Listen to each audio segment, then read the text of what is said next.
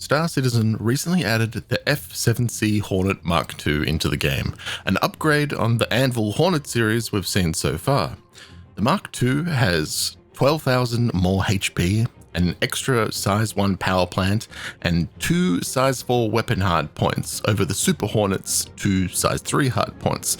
But there's also another upgrade that's possible for you to get and acquire, the military version, the F7A Hornet.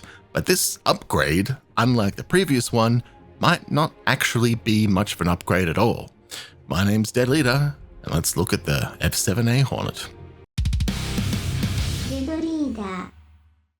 Before I jump into it, just a quick reminder to subscribe to my channel. Only about 9% of people who watch my channel are actually subscribed, meaning that if you enjoy my content, you're probably missing out on new video drops all the time. So hit subscribe right now, or I'll probably cry. Okay, back to the video. Now, if we take a look at the stats of both of these new ships, you may be thinking that at a glance that F7A is clearly the more powerful ship. But a lot of the power differential has to do with the stock loadout of these ships that they come with. The F7C doesn't come with weapons equipped to the nose and turret hardpoint, where the F7A does come with the weapons equipped. Now, let's change that and equip equivalent weapons to the F7C that you can easily buy and attach in game.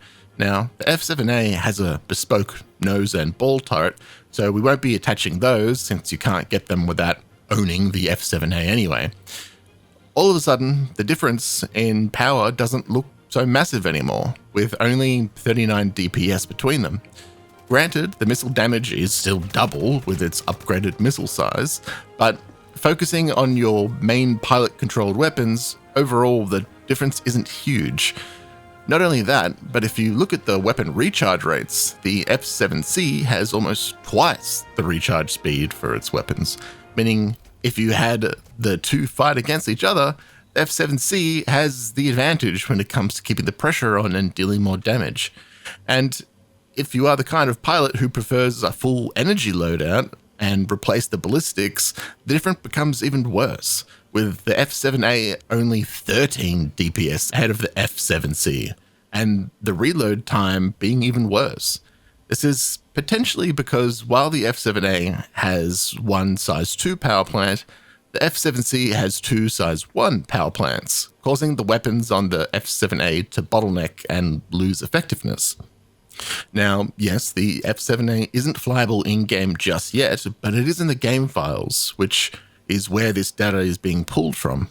So there's a chance things might change by the time the F7A gets into the hands of players. Or it could just mean that the F7A could purposefully be meant for flying with a more ballistic loadout over the F7C, which could favor energy weapons.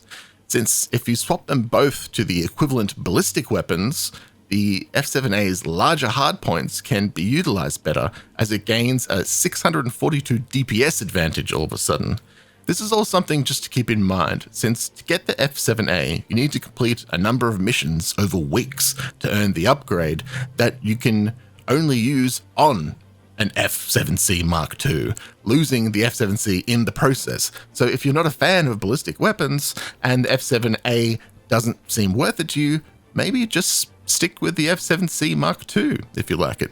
Anyway, that's just something I thought was probably should be pulled to people's attention. Let me know in the comments below if what your thoughts are, or if I'm missing something here, because the numbers seem quite wacky to me, to be honest. Anyway, my name's Dead Leader, and I'll see you out there in the verse. Thanks to my Patron members for keeping me afloat while I'm floating in space.